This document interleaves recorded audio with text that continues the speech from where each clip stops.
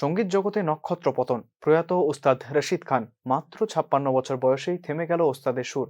পদ্মশ্রী, পদ্মভূষণ সহ সঙ্গীত জগতের অগণিত সম্মানপ্রাপ্ত শিল্পীর মৃত্যুতে শোকের ছায়া নেমেছে সঙ্গীত মহলে। ভারতীয় শাস্ত্রীয় সঙ্গীতের অন্যতম প্রতিভা ওস্তাদ রশিদ খান। বিশ্ব সঙ্গীত জগতে তার খ্যাতি অপরিসীম। গত 22শে নভেম্বর থেকে হাসপাতালে ভর্তি ছিলেন তিনি। কয়েক বছর ধরেই প্রস্টেট ক্যান্সারে ভুগছিলেন শিল্পী। চিকিৎসা চলছিল বহুদিন ধরেই।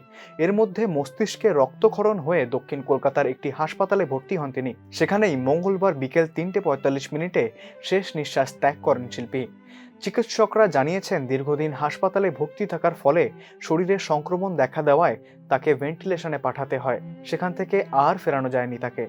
মঙ্গলবার দুপুরে হাসপাতালে পৌঁছান পশ্চিমবঙ্গের মুখ্যমন্ত্রী মমতা বন্দ্যোপাধ্যায়। জানা যাচ্ছে, মঙ্গলবার সন্ধ্যা 6টা পর্যন্ত হাসপাতালেই রাখা হবে মরদেহ। সেখান থেকে রশিদ খানের মৃতদেহ নিয়ে যাওয়া হবে পিস ওয়ার্ল্ডে। রাতে সেখানেই থাকবে দেহ। বুধবার সকাল 9টায় রবীন্দ্র সদনে গান স্যালুট দিয়ে শেষ সম্মান জানানো হবে শিল্পীকে। তারপর বাড়িতে নিয়ে যাওয়া হবে দেহ এবং টালিগঞ্জ কবরস্থানে শেষকৃত্য সম্পন্ন হবে ওস্তাদজির।